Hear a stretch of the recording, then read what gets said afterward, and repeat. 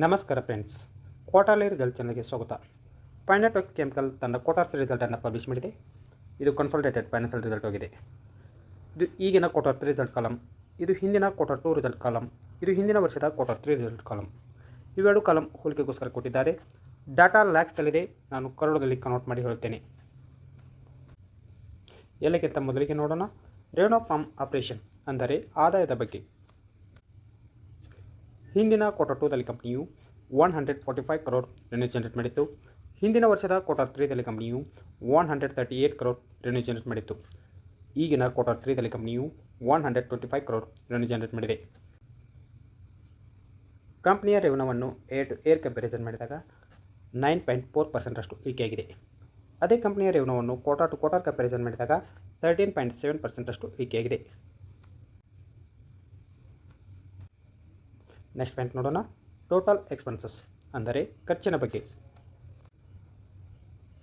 ಹಿಂದಿನ ಕ್ವಾರ್ಟರ್ 2ದಲ್ಲಿ ಕಂಪನಿಯು 111 crore ಖರ್ಚು ಮಾಡಿತ್ತು. ಹಿಂದಿನ ವರ್ಷದ ಕ್ವಾರ್ಟರ್ 3ದಲ್ಲಿ ಕಂಪನಿಯು 99 crore ಖರ್ಚು ಮಾಡಿತ್ತು. ಈಗಿನ ಕ್ವಾರ್ಟರ್ 3ದಲ್ಲಿ ಕಂಪನಿಯು 94 crore ಖರ್ಚು ಮಾಡಿದೆ.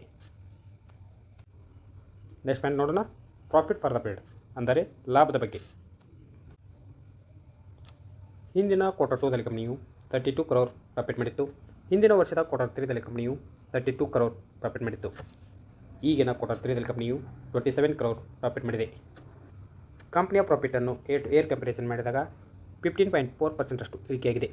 ಅದೇ ಕಂಪನಿಯ ಪ್ರಾಫಿಟನ್ನು ಕ್ವಾರ್ಟರ್ ಟು ಕ್ವಾರ್ಟರ್ ಕಂಪ್ಯಾರಿಸನ್ ಮಾಡಿದಾಗ 13.1% ಇಳಿಕೆಯಾಗಿದೆ. ನೆಕ್ಸ್ಟ್ ಪಾಯಿಂಟ್ ನೋಡೋಣ, ಅರ್ನಿಂಗ್ ಪರ್ ಶೇರ್ EPS ಪ್ರತಿ ಶೇರಿಗೆ ಎಷ್ಟು ಗಳಿಕೆ.